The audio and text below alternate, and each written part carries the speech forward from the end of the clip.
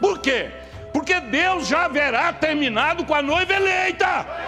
O nome de Jesus é a única coisa que vai te elevar a ser como Ele.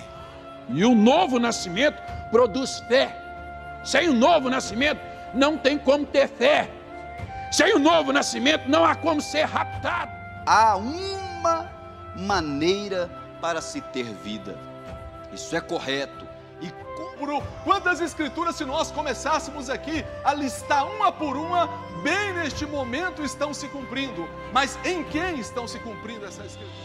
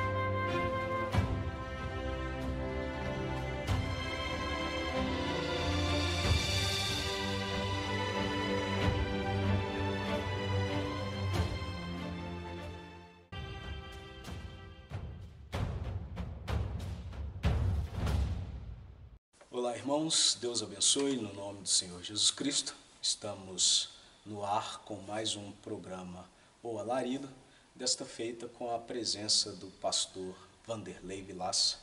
Pastor, é um prazer estar com o senhor hoje para falar um pouco mais da palavra. Prazer é sempre nosso, irmão Jonatas. Falar de Deus é um prazer pessoal. E é um prazer também saber que outras pessoas, quando nós estamos falando de Deus, elas alcançarão Deus, né? Então, satisfaz a sua alma, pessoalmente falando, eleva o seu espírito, e você sabe que contribui para outros. Então, é um duplo prazer, né? Amém. Nós estávamos conversando, pastor, e o senhor falou sobre o tema de hoje, que seria a restauração de todas as coisas. Sim. Olhando no dicionário, a restauração ela traz alguns significados que se encaixam no tema de hoje, que seria ação de restabelecer ou instituir novamente um regime ou uma situação já ocorrida, e ação de fazer com que algo volte ao seu estado anterior, uma reconstrução. Então, há uma necessidade de uma restauração. Que tipo de restauração? Por que essa restauração? Voltar a que situação anterior? Irmão Jonatas, irmãos, amigos, me deixa tomar uma pequena história, uma pequena ilustração aqui. Você sabe que uma história contada muitas vezes, quando ela chega lá adiante de um certo tempo, ela teve adição de muita interpretação, de muito pensamento. São Paulo disse em Coríntios que Deus optou pela loucura da pregação para levar o Evangelho. Por que loucura da pregação? Porque o Evangelho iria ser passado boca a boca.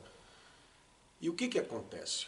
Digamos que eu te diga aqui, irmão Jonatas, quando eu vim para cá, peguei uma chuva bem forte e passei dentro de um buraco e furei o meu pneu. Demorei para chegar por conta disso. Tudo bem. Ali fora alguém te pergunta, por que você atrasou? Aí fala, não, eu estava esperando pelo pastor porque quando ele veio, tinha um chuvão, né? Eu peguei chuva, peguei. Então você vai colocar, tinha um chuvão. Rapaz, e ele passou nos buracos e teve problema com os pneus. É verdade? É, não é? É verdade. E aí, aquela pessoa que te ouviu, ela não tem definição quantos pneus foram, ela não tem definição quantos buracos foram, e nem quanto tempo, e nem qual a intensidade da chuva. Quando alguém perguntar para ela põe um pouco mais de emoção naquilo, às vezes sem intenção de mentir, contando um acontecido, mas negligenciando detalhes que são fundamentais para as coisas. Aí vamos dizer que daí uma semana alguém chega para mim e diz: rapaz, diz que você furou, perdeu os pneus do carro todo. Não, mas disse, e foi o senhor que falou. Disse, não falei. Como é que nós vamos comprovar isso? A menos que nossa primeira conversa tivesse sido gravada, nós então vamos restaurar a história, vamos voltar no conto original. Foi um tempo de chuva, um buraco, um pneu furado. O Evangelho tem 2000 anos passando boca a boca. E as pessoas perceberam que dentro do Evangelho, se você adicionar um pouquinho de fantasia, se você colocar um pouco de espanto, se você colocar emoção, mexe mais com as pessoas. Essa questão do passar boca a boca, o senhor conta a história, aí às vezes o segundo, para repassar, ele coloca essa intensidade, essa emoção, para dar um pouco mais de poder de convencimento. Né? A ideia é convencer o porquê que ele se atrasou. Isso. E foi isso que aconteceu com a questão do Evangelho. Elas foram repassando, adicionando emoção, adicionando intensidade, para trazer a pessoa para convencê-la de algo. Né? E conseguiram. E teve um bom resultado. Eu sei que muitos ainda não conhecem, mas logo da programação as pessoas entenderão de quem nós falamos. O profeta Herman Brana, ele foi sempre muito contra o híbrido, né? Ele diz assim, o híbrido produz demais, mas ele produz sem vida. E o que nós podíamos pegar como exemplo da hibridização? É o fermento. Você tem um pouco de massa, você coloca um pouquinho de fermento, ele vai levedar tudo, mas vai ficar bonito, vai ficar maior. E a interpretação humana dentro da palavra, ela é um fermento, ela é um híbrido, ela está adicionando algo e que traz um bom resultado. Se você pegar hoje, por exemplo, se as lavouras não tivessem as sementes híbridas, não se sustentaria mais a população mundial. Então, olha, o híbrido é maravilhoso. Dentro do Evangelho, ele é inaceitável. Por quê? Porque ele produz, mas ele produz sem vida. E as pessoas foram percebendo, nós sabemos que o Evangelho, ele tem Deus como um pai de família, Deus como o Criador, Todo-Poderoso, e ele tem Satanás como inimigo de Deus trabalhando em cima das pessoas. E o que ele usa para trabalhar contra Deus? A própria palavra de Deus hibridizada, fermentada, com alguma coisinha. Muitas pessoas não querem colocar de maldade, outros sim. Então você tem essas duas coisas, alguém que só colocou uma emoção, alguém que com o mau espírito adicionou um pouquinho mais, isso o Éden já foi dessa maneira, né? Satanás não chegou lá em Eva e assustou Eva e obrigou, ele disse, não foi assim que Deus disse? Ela disse, foi assim, certamente não morrerás. Pronto, um pouquinho arruinou tudo. Então a restauração é trazer de volta ao original. Agora, como é que eu traria de volta, por exemplo, uma casa construída no século XVIII, reformada no século XIX, reformada outra vez no século XX e agora no século XXI? Eu penso assim, eu gostaria que essa casa fosse exatamente igual quando ela foi construída. A primeira coisa que eu preciso é o projeto, é a planta ali. Aonde estão a planta? São riscos, são escrituras. Aí você tem que voltar ao original.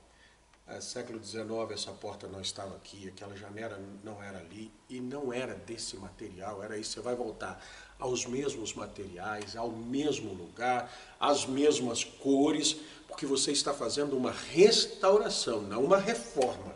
A reforma deixa ela bonita, a reforma deixa ela usável, mas ela não deixa original. Para deixar original, eu preciso voltar ao que ela era no princípio.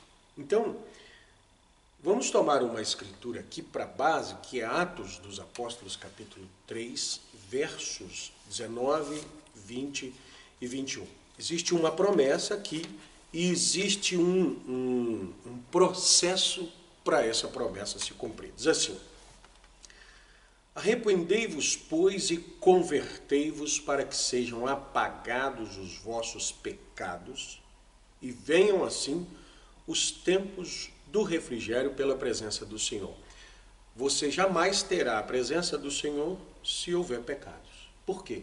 Porque Ele é santo, porque Ele é puro, Ele não habita em lugares imundos, Ele não enche aquilo que já está meio cheio.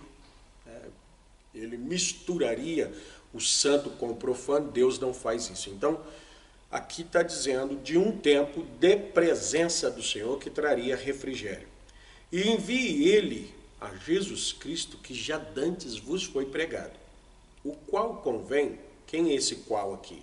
O qual? Jesus, convém que o céu o contenha até aos tempos da restauração de tudo, dos quais Deus falou pela boca de todos os seus santos profetas desde o princípio.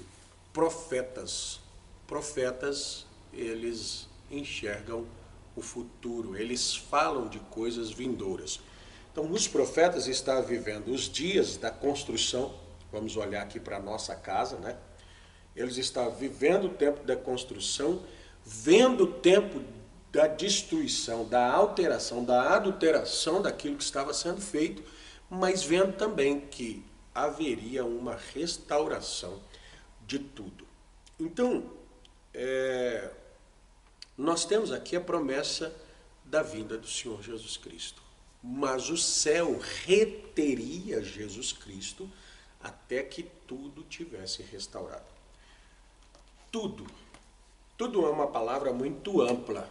Ela vai envolver, e se você permitir a sua mente vagar humanamente, você vai esperar por um mundo melhor para depois Jesus vir.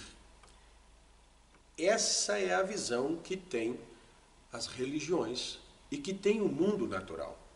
Os governos, nós estamos votando para melhorar o país e você tem que ter um voto consciente porque nós queremos um mundo melhor, todo mundo pensando num mundo melhor, e aí as religiões pensando assim, quando nós tivermos um mundo melhor, Jesus volta.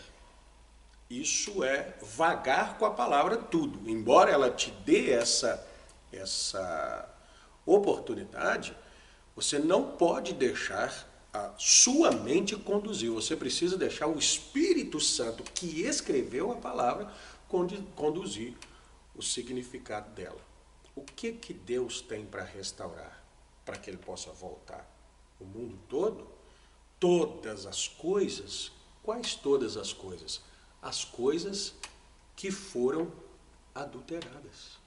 E o que foi adulterado? Você vai encontrar no livro de Joel. O livro de Joel mostra que um grande exército de gafanhoto, locusta, pulgão e oruga deu contra algo. E é esse algo. O que foi que eles deram contra? Uma árvore. Uma árvore da vida.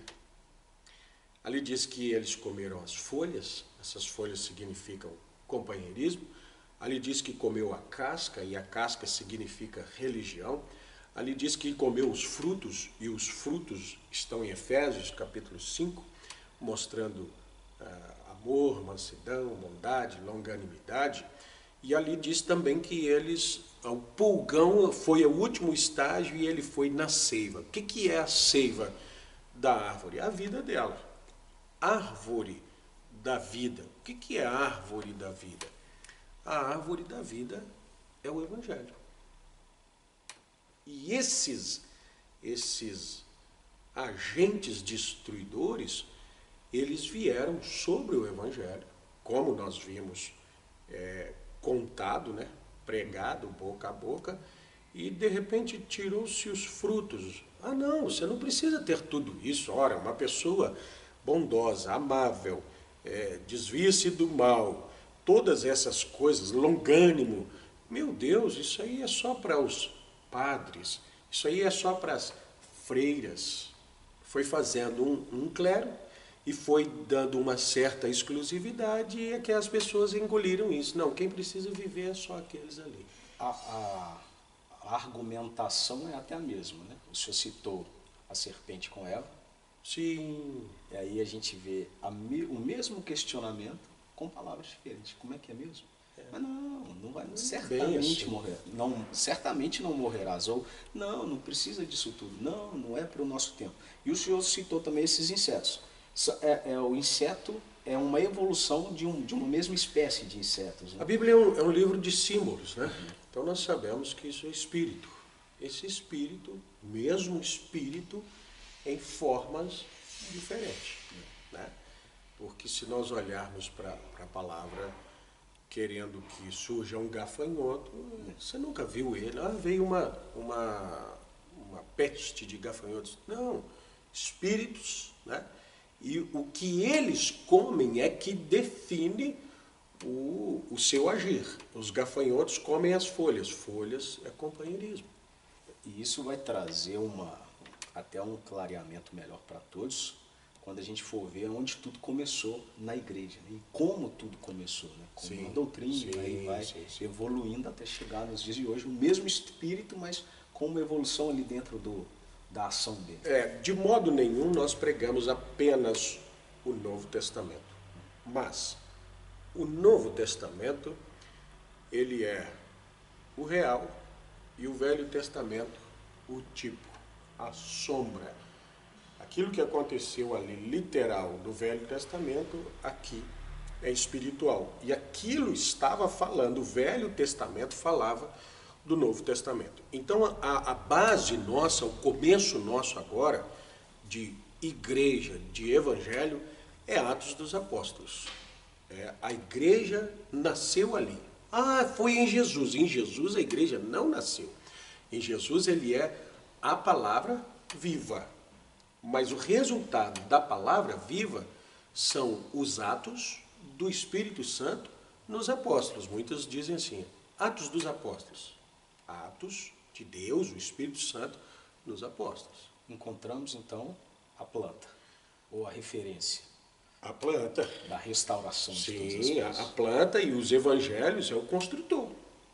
E o interessante é que a gente vai observar em Atos dos Apóstolos, Pedro, né, antes da pregação dele ali concluir em Atos 2,38, ele vai fazer exatamente o que o senhor disse. Ele começa em Joel. Exato. Né? Tipos. Exato. Aí a gente vai ver o apedrejado é o Estevão. Começa em Moisés. Então sempre apontando para os tipos para mostrar o de hoje. Porque de quem falavam os profetas? De Jesus. O que, por exemplo, José manifestou? Ele manifestou Jesus. Davi, o próprio Estevão diz assim, olha, Davi falou que Deus não deixaria o seu santo ver a corrupção. A cova, a tumba, a sepultura de Davi está entre nós até hoje. Então ele não falava de si mesmo, ele estava falando de Jesus. Estevão estava tentando fazer com que as pessoas ali, já no Novo Testamento, no Atos, pudessem ver que Moisés falou de Jesus, Davi falou de Jesus. Muitos que não foram profetas e que não deixaram escrito palavra do Senhor pelo ministério do profeta Amós, pelo ministério do profeta Davi, pelo ministério de profeta José, embora José, Davi, alguns personagens, Assuero, Boaz, eles não deixaram nada escrito, suas vidas foram um pedaço da vida de Jesus. Então, todo o Velho Testamento é um tipo do Novo Testamento. Aí nós encontramos ali a planta. Como era aquela igreja? Aquela igreja era uma igreja de companheirismo íntimo com Deus. Aquela igreja era uma igreja de companheirismo dos irmãos, né, do povo. Era um povo que tinha os frutos do Espírito em suas vidas. Era um povo que tinha não só palavras persuasivas, mas eles tinham demonstração de poder.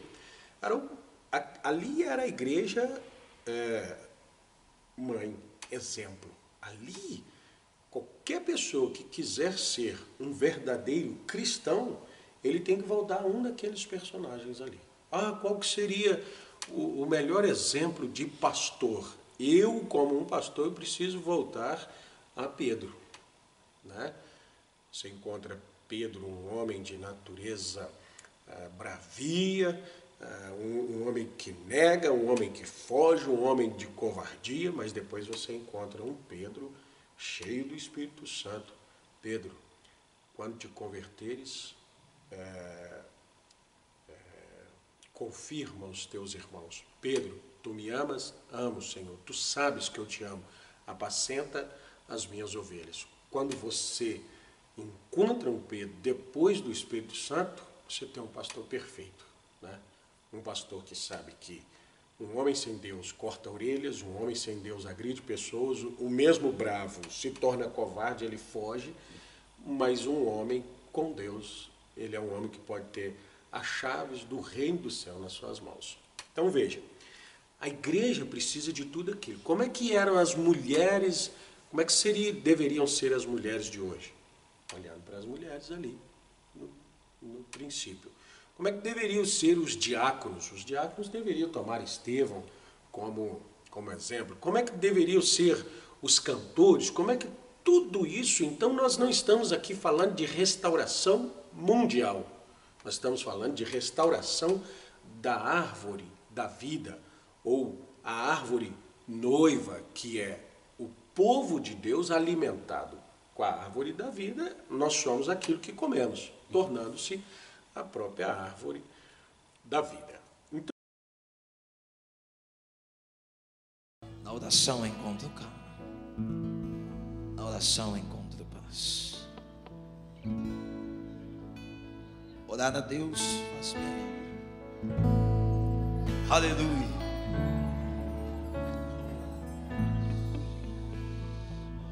Grande é o nosso Deus.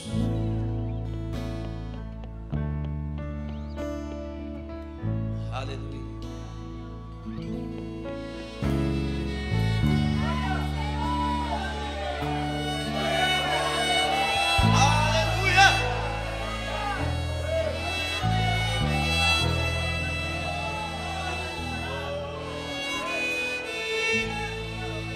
Cante. Na oração encontro calma, na oração encontro paz. Orar a Deus,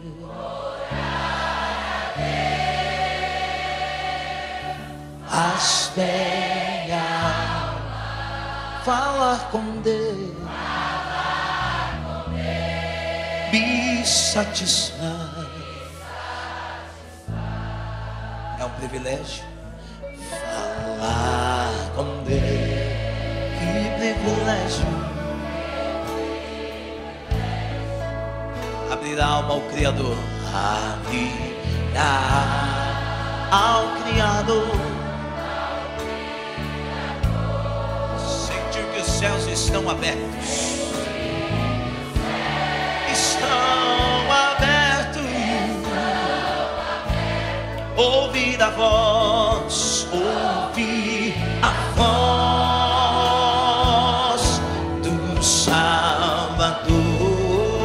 Cante, cante ao nosso Deus.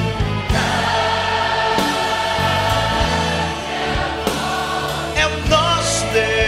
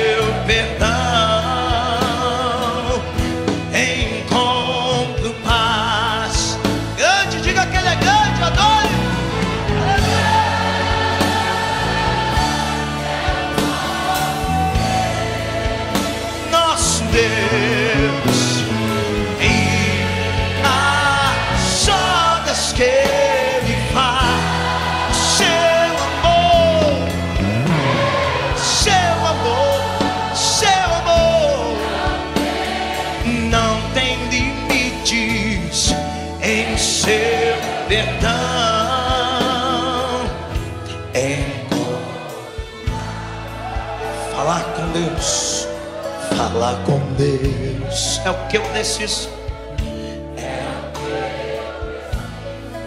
Pois Ele é fonte de todo poder.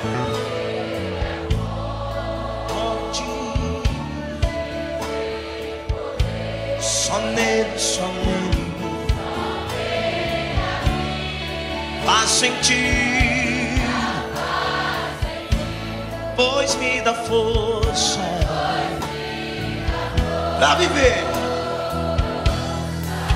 Agora cante como o mundo nunca te viu cantar.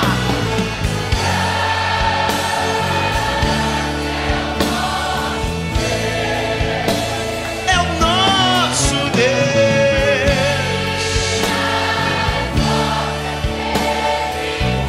e Ele faz o seu amor não tem limites. Em seu perdão encontro paz. As irmãs cante, cante ao nosso Deus.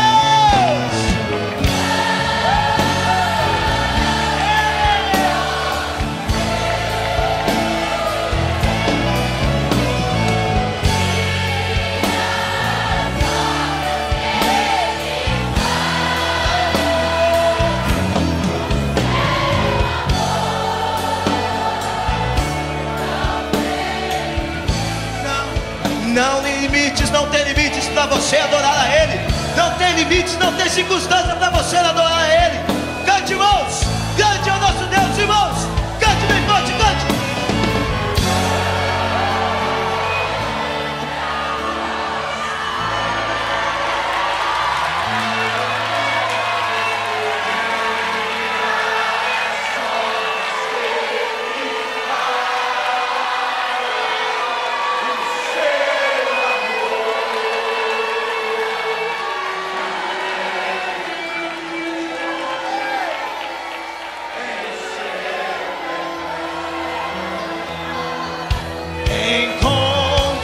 Encontro paz, cante, cante, é o nosso Deus, é o nosso Deus, e grandes obras, o seu amor, seu amor, seu amor, em seu perdão. Em seu perdão encontro paz, o seu amor, o seu